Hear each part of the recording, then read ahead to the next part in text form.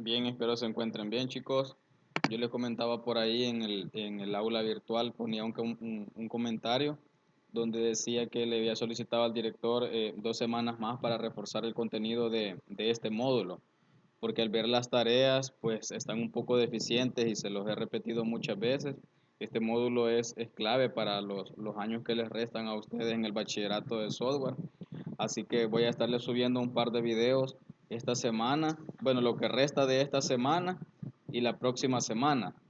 Así que los que vean este video también comentarles que el examen ya no será el día viernes 19, sino que lo vamos a programar para la siguiente semana. Por lo mismo, para poder reforzar los contenidos y que ustedes salgan bien en el examen. Así que voy a comenzar desde lo más básico quizás y vamos a ir subiendo un poquito el nivel de complejidad de los ejercicios. Vamos a comenzar primero por la programación secuencial. Si ustedes se recuerdan, la programación secuencial o, o paso a paso es aquella que se da línea a línea, es decir, si el programa o el ejercicio tiene 20 líneas, se tiene que ejecutar línea por línea, es decir, no hay ninguna condición que pueda hacer que el ejercicio se salte algunas líneas de código para poder ejecutar otro camino, como lo he mencionado varias veces. Entonces, la programación secuencial es eso, que se va dando línea a línea, no hay condiciones, no hay flujograma, perdón, no hay ciclos, pues acá esto es lo más básico de lo más básico, podríamos decir. Entonces, por acá tengo un par de ejercicios, solamente son tres, son ejercicios bastante fáciles y no voy a entrar mucho en la parte de los flujogramas y los algoritmos. Me voy a enfocar más que todo en el pseudocódigo. De hecho, cuando ustedes hacen cualquiera de los tres, si ustedes hacen el flujograma y el flujograma está bien hecho, ustedes digamos que ya tienen hechos los otros dos. Es decir, si el flujograma está bien hecho, el algoritmo estará bien hecho y el pseudocódigo por lo consiguiente, porque prácticamente es el mismo ejercicio hecho de tres maneras diferentes. Entonces, si yo hago el algoritmo y el algoritmo también está bien hecho, el flujograma y el pseudocódigo resultante de ese algoritmo debería de estar bien si el algoritmo está bien. De igual manera, si el pseudocódigo está bien escrito, si yo obtengo el flujograma y el algoritmo a partir del pseudocódigo, también tiene que estar bien porque es el mismo programa, es el mismo problema resuelto de tres maneras diferentes. Solo para el primer ejercicio yo he planteado que necesito el flujograma, el algoritmo y el pseudocódigo del problema que está planteado luego. Ya en el ejercicio 2 y en el ejercicio 3 solo vamos a hacer el pseudocódigo. Ahí les queda de tarea a ustedes, ya estas clases ya no son evaluadas. Ya esto solo les va a servir a ustedes para practicar y entender mejor los contenidos. Así que ahí les queda de tarea a ustedes que pueden hacer el flujograma y el algoritmo del ejercicio 2 y 3. Yo solo voy a completar el ejercicio completo de solamente el número 1. Así que comencemos. ¿Qué dice el problema número 1? Dice que vamos a crear el flujograma, el algoritmo y el pseudocódigo para el siguiente problema. Y el problema planteado es, se desea conocer, dice, el total a pagar por la compra final de un cliente. Si se sabe que el cliente obtendrá un 5% de descuento. Y aquí vamos a hablar otra vez de las variables de entrada, las variables de salida, si hay variables de proceso. Y acá, si analizamos el problema, solamente lo que tenemos es una variable de entrada. Lo único que nosotros necesitamos conocer en este problema planteado, cuánto es el monto final del cliente. A ese monto final, lo único que vamos a hacer, como es un descuento, es decir, si yo antes del descuento a mí me salían $100, pero como el ejercicio plantea que hay un 5% de descuento, significa que yo ya no voy a pagar esos $100. Yo de esos $100 voy a obtener un descuento del 5% y que es lo que yo debo calcular. Entonces, veamos cómo lo podemos hacer y vamos a recordar un poquito las figuras geométricas que componen los flujogramas. Entonces por acá yo tengo listo ya el programa DIA, que es donde se diagraman.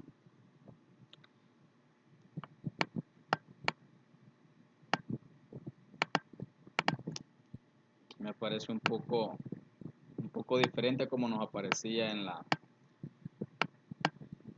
computadora. computadoras del instituto, pero de igual manera es lo mismo. Acá tengo las herramientas, acá tengo el área de trabajo y también ya que estamos acá en el programa día hablando de los flujogramas, ustedes estaban haciendo los flujogramas en el aula, si se recuerdan de algunos problemas que veníamos realizando en clase. Yo les decía que íbamos a hacer un portafolio y que eso lo íbamos a tomar como una actividad al final del módulo. Desgraciadamente por toda esta situación pues ya no lo pudimos seguir haciendo y quedó digamos eso a medias. Entonces yo también les he comentado que pueden enviar todo ese trabajo que ustedes tienen y eso yo lo voy a tomar en cuenta para ayudarles en alguna nota que ustedes tengan un poco de deficiencia. Con la única característica que al inicio del archivo debe de llevar el planteamiento del problema y abajo pues debe de llevar el flujograma hecho. Porque si solo me mandan el flujograma, a lo mejor yo no voy a entender ni de qué se trata el problema. Así que debe de llevar el planteamiento del problema más el flujograma. Bueno, al problema que tenemos acá. Dice que se desea conocer el total al final de la compra y hay un descuento del 5%. No voy a escribir el planteamiento aquí arriba, pues solamente es para cuestiones de ejemplo. Por acá tenemos todas las figuras geométricas que necesitamos. Decíamos que siempre el flujograma debe comenzar por la figura del círculo que me da a mí el inicio. Entonces tengo el inicio y por acá tenemos un par de figuras geométricas. Voy a colocar por acá el rombo. Voy a colocar por acá, este es como un rectángulo, pero está ovalado de los lados. Y tenemos el rectángulo como tal o el cuadrado, como lo queramos ver. Decíamos solamente esto es para recordar nada más. Decíamos que el, el rombo es para tomar decisiones. Eso lo vamos a usar cuando hayan decisiones, es decir, cuando vayamos a utilizar la estructura if. Esto no lo estamos usando ahorita porque esto es programación secuencial que estamos viendo, así que no lo necesitamos. El rectángulo o el cuadrado, como está viéndose ahorita, significa proceso. Cuando yo vaya a realizar un proceso debe de ir dentro de esta figura. ¿Qué es un proceso? Declaración de variables, eh, cálculo de una variable que no es de entrada sino que es de proceso, debe de ir por ejemplo acá también. Y también tenemos la otra figura que es esta que están viendo en pantalla. Esta es para entrada de datos y salida de datos. Cuando querramos leer una variable o mostrar una variable en pantalla, vamos a utilizar esta figura. Dicho lo anterior, lo que necesito leer, bueno, primero tenemos que ver cuántas variables más o menos son las que tiene el problema o cuántas variables son las que voy a necesitar para declararlas primero. Este es un problema bastante sencillo. Solo necesito saber el monto final de la compra, eh, el descuento si quiero guardar el descuento en una variable y otra variable si quiero para guardar el monto final después de hacerle el descuento. Es decir que necesito tres variables, una para leer el, el, el monto total antes del descuento, otra variable para guardar el descuento y otra variable para guardar el total a pagar después de haberle restado ese descuento. De igual manera podemos hacer el cálculo de una vez sin guardar el descuento en una variable. Vamos a realizar el problema de dos maneras para que ustedes lo vean, pero lo vamos a hacer ya en el pseudocódigo. Aquí lo vamos a hacer de manera un poquito más larga. Entonces, coloco una figura geométrica de este tipo para... No, perdón, este es para leer. Necesito este, que es para declarar. Entonces acá voy a declarar, eh, le voy a llamar pago. Pago me va a guardar el monto a pagar antes del descuento. Voy a declarar también una variable llamada descuento y voy a declarar otra variable llamada pago final. Recuerde que las variables no pueden llevar espacios, así que lo coloco ahí. Ahora, de esas tres variables, bueno, aquí me falta unirlo con la línea para que ya quede bien. Ahí está.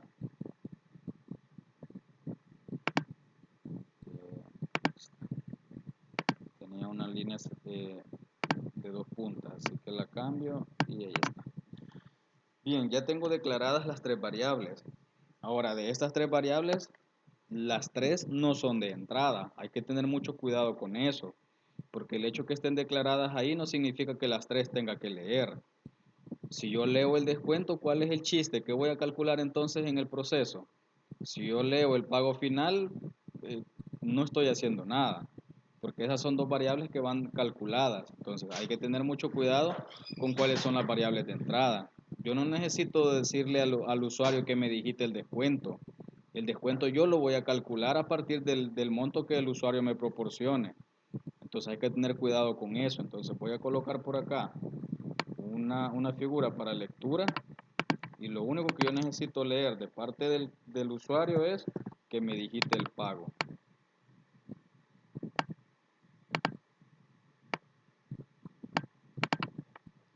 Ahora voy a colocar por acá una figura para proceso.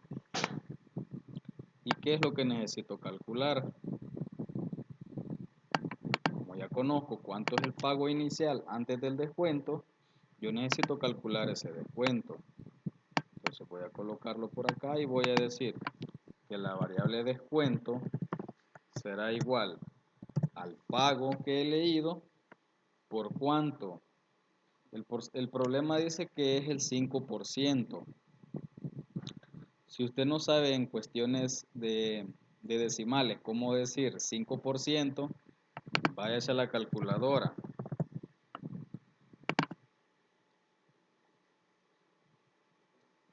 Y divida la cantidad del porcentaje, en este caso es 5. Divídalo entre 100. Eso le va a dar 0.05. Entonces aquí es 0.05. Ahora con este paso lo que he logrado es tener guardado ya en la variable que se llama descuento cuánto es el total del descuento. Ahora bien, me hace falta calcular cuál es el pago final que este cliente debe de realizar. Por acá tengo la variable pago final. Pago final, ¿a qué va a ser igual? Va a ser igual a la variable pago. Pago es el monto inicial menos, como es un descuento, menos la variable descuento. Y listo, ya tengo ahora calculado cuánto es lo que va a pagar el cliente. Imaginemos que aquí leímos 100. Si aquí leímos 100, el descuento que va a ser igual 100 por 0.05, eso me va a dar $5. Entonces pago final a qué va a ser igual a pago, que es 100, menos descuento que decíamos que nos va a dar $5. El pago final sería 100 menos 5, 95. Entonces ahora me falta mostrar en pantalla cuánto va a ser el total a pagar por el cliente. Entonces aquí solo imprimo pago. Si se fijan es el mismo, con la diferencia que acá lo leí y aquí lo estoy imprimiendo, pero ya no va a ser el mismo valor, porque aquí leí 100 por ejemplo y al final estoy imprimiendo la misma variable. No, perdón, acá es pago final. Ahí estaba equivocado. Aquí leo un pago inicial y aquí aquí imprimo un pago final, ya restándole el descuento. Aquí simplemente me hace falta cerrar. Y para finalizar le agrego el óvalo o el círculo.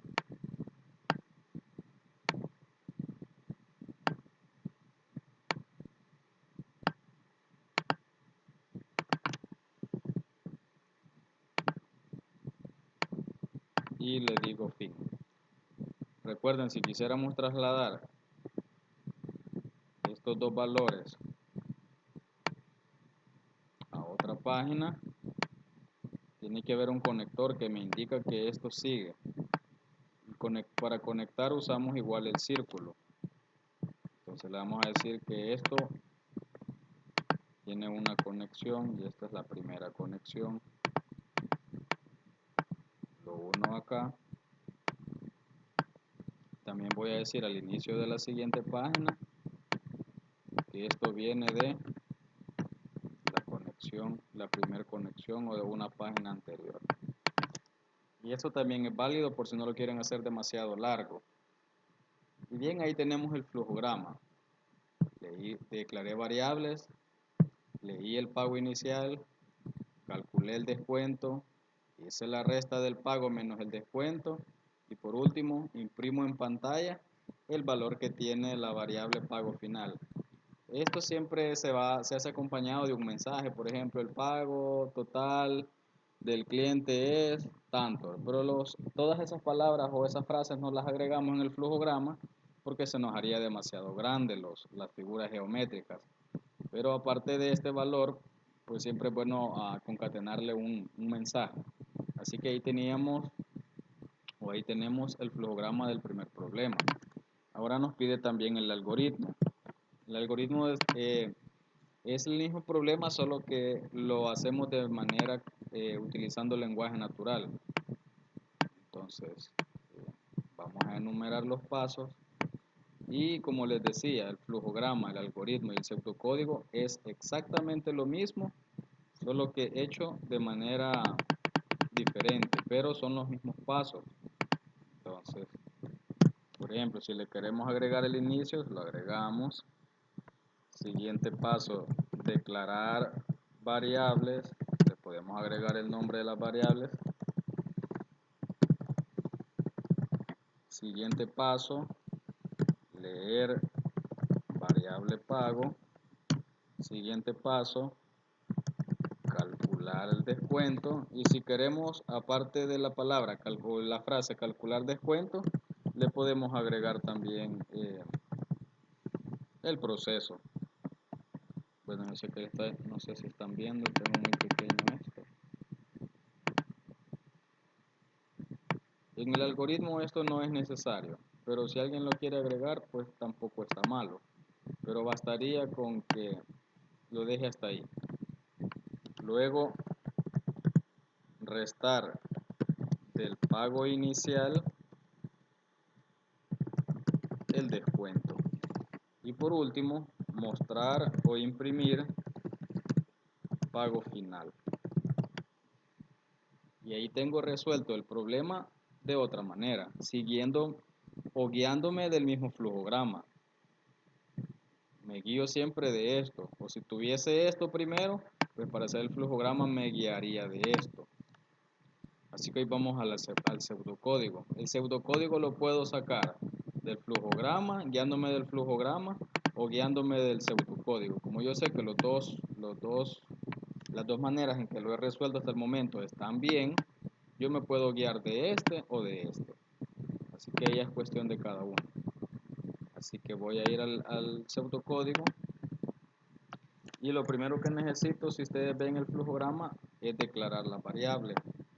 Entonces le voy a decir definir pago, descuento, pago final y lo vamos a definir como enteros, perdón, como reales. Puede ser bueno, de hecho deberían de ser reales, porque un número multiplicado por un decimal igual me va a dar un decimal. Así que lo vamos a definir como real. Y le vamos a decir al usuario que nos digite el pago. Digita el pago inicial. Iniciales significa que no tienen el descuento. Leemos la variable, se llama pago. Ahora hacemos el proceso, si seguimos el flujograma, vamos acá, hemos leído. Luego tenemos un proceso y el proceso es el cálculo de la variable llamada descuento. Entonces vamos a decir que la variable llamada descuento va a ser igual a pago por 0.05. Y pago final, entonces va a ser igual a pago menos lo que tenga guardado la variable descuento. Y luego simplemente muestro ese resultado. El pago final después del descuento es pago final. Ahí está.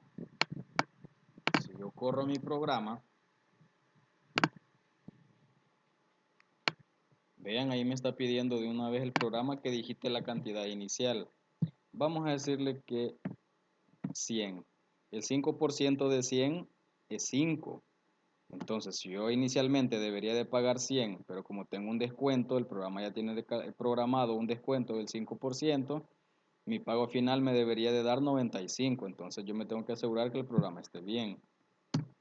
Doy Enter y esto, como son variables de proceso, uno no ve qué es lo que pasa. Esto no se ve. Pero al final me dice el pago final después del descuento es 95. ¿De dónde salió ese 95? Pues de todo este proceso que tengo acá. Así que como yo estoy seguro que es el 5% de 100 es 5, 100 menos 5 me debe dar 95. Así que ahí está resuelto el problema. Para el primer problema ya está resuelto. Vamos otra vez a Word a revisar el enunciado del problema 2. Les comentaba que el problema 2 y el 3 solo voy a realizar el pseudocódigo. Ahí les queda de tareas a ustedes crear el flujograma y el algoritmo. Dice crear el pseudocódigo para el siguiente problema. Dice una persona importa productos hacia El Salvador. Al pasar por aduana a dicha persona le cobrarán impuestos por dichos productos. Se desea conocer cuál es el valor a pagar, dice, por la mercadería. Si se sabe que debe pagar 13% de IVA y debe pagar 10% en concepto de importación. Este problema es un poco parecido al primero, pero tiene sus variantes.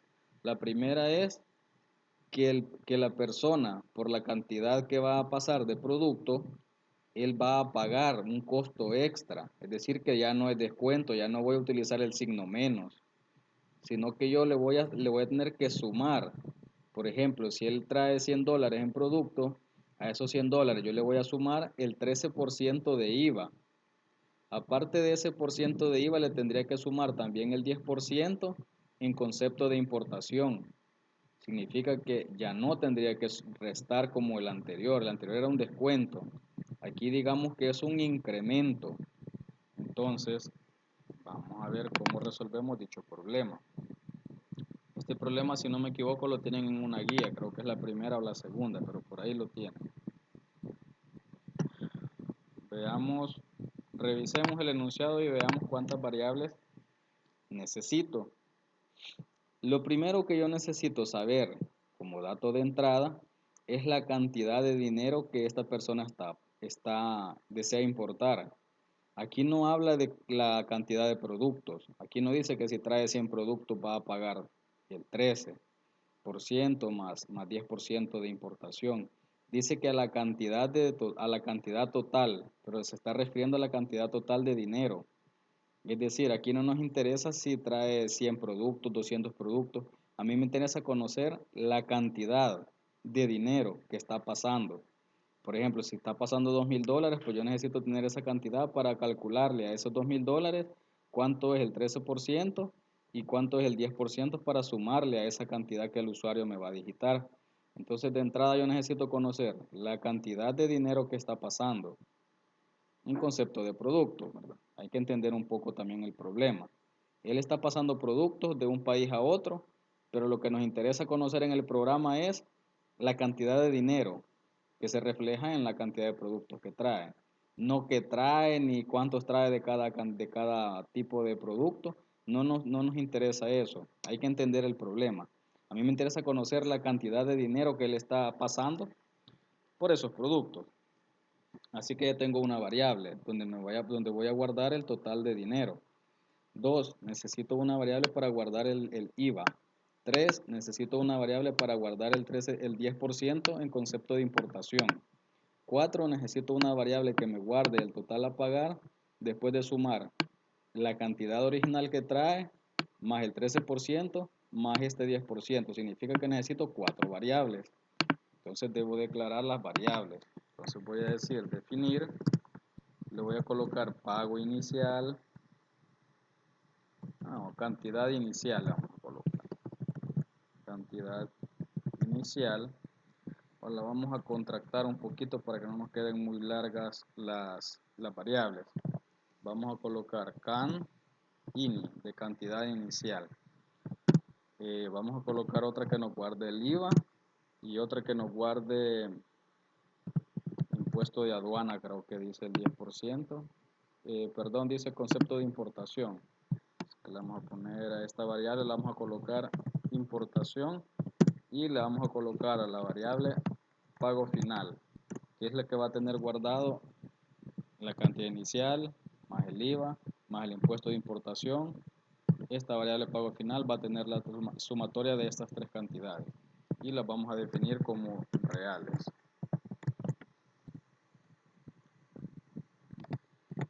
Lo único que necesito como dato de entrada es la cantidad inicial. Entonces le voy a decir al usuario, digita la cantidad de dinero en producto. Leo la variable, leer can-ini, cantidad inicial. Como ya la leí, ya puedo calcular cuánto es el 13% de esta cantidad y cuánto es el 10% de esta misma cantidad. Entonces, digo que la variable IVA va a ser igual a can-ini, o cantidad inicial, por el 13%, que es 0.13. Ahora, para calcular la importación, que es igual al 10%, esta variable va a ser igual. Importación igual a la cantidad inicial, la misma, pero ahora por 10%. Y listo, ya tengo ahí guardado el valor de esas dos variables. Entonces, pago final, ¿a qué sería igual? Sería igual a la cantidad inicial. Como esto es un impuesto, significa que a él se le va a sumar estas cantidades de impuestos. Entonces sería más lo que tenga guardado la variable IVA, más lo que tenga guardada la la variable importación. Ahora simplemente me hace falta mostrar ese valor. Entonces vamos a colocar un mensaje que diga el total a pagar con sus impuestos es pago final. Si yo ejecuto esto, vamos a realizarlo la primera vez con una cantidad igual a 100. ¿Por qué? El 13% de 100 es 13 y el 10% de 100 es 10. Entonces, si yo le coloco 100, a mí me debería de dar 100 más 13, 113 más 10, 123. Entonces, yo ya sé qué respuesta esperar. Si a mí me da la respuesta que yo ya sé que me debe de dar, mi programa está bien. Y eso significa que va a funcionar para cualquier cantidad que yo luego le digite. Entonces vamos a colocar 100 y correcto, me da 123 porque le ha sumado 13% que consta del IVA más el 10% que consta de un impuesto que le hemos llamado importación. Significa que si esto está bien, para esta cantidad va a estar bien para la cantidad que a mí se me ocurra. Vean. De 2.500 dice que voy a pagar ya con los impuestos 3.075. Si a alguien le queda alguna duda de que eso sea correcto, veamos si es cierto. Se ha digitado 2.500. 2.500 por 0.13, eso nos da 325. Ahora, 2.500 por 10,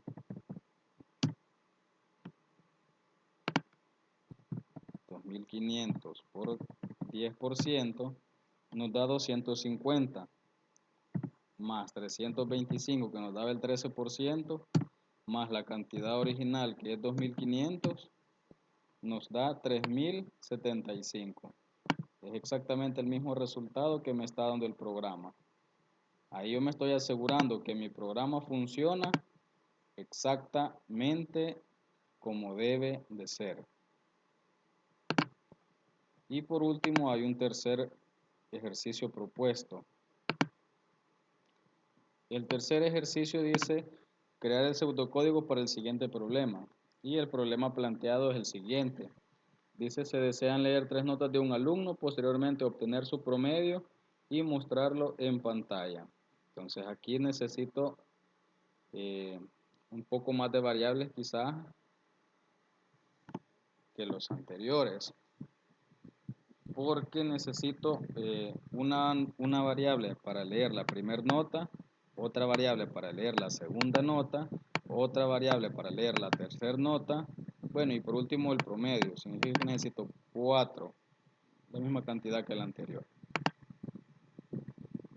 Para los que aún les queda un poquito de duda con esta cuestión de promedio, el promedio no es nada más que el valor que está en medio de todas las cantidades. Es como decir el valor, eh, unos le llaman promedio, otros le llaman la media. Entonces ese valor es el valor como el valor ideal, como el valor de en medio de entre todas las cantidades. Entonces, por ejemplo, si alguien tiene tres notas diferentes, el promedio de esas tres notas, en este caso, tendría que ser como la nota ideal que debería haber sacado ese alumno para estar igual en sus notas. Así que, y el promedio simple y sencillamente en cuestiones matemáticas es igual a la sumatoria de todos los valores entre el número de valores. Así que vamos a resolver este pequeño problema. Vamos a declarar las variables. Vamos a llamar N1 para guardar la nota de la nota, N1 para guardar la nota de la nota 1. Luego N2 para la nota 2 y N3 para la nota 3 y promedio.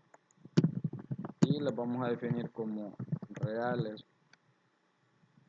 Vamos a leer las variables. Vamos a decirle al usuario que nos digite las notas. Digita la primera nota. Leo la nota. Y este proceso se va a repetir 2 veces más. Así que voy a copiar y pegar. Solo que ya no va a decir la primera, sino la segunda. Y aquí ya no voy a leer N1, sino que N2. De igual manera acá la tercera nota. Y aquí ya no voy a leer N1, sino N3. Entonces el promedio sería igual a N1 más N2 más N3 entre 3, porque son 3 notas. Entonces, la sumatoria de todos los elementos entre 3. Acá como lo tengo, me imagino que a estas alturas del módulo, muchos ya se fijaron que hay un problema. Ya se deben estar diciendo, el problema es este. Veamos si tiene algún problema entonces mi pseudocódigo o mi programa. Yo lo voy a correr. Voy a digitar notas.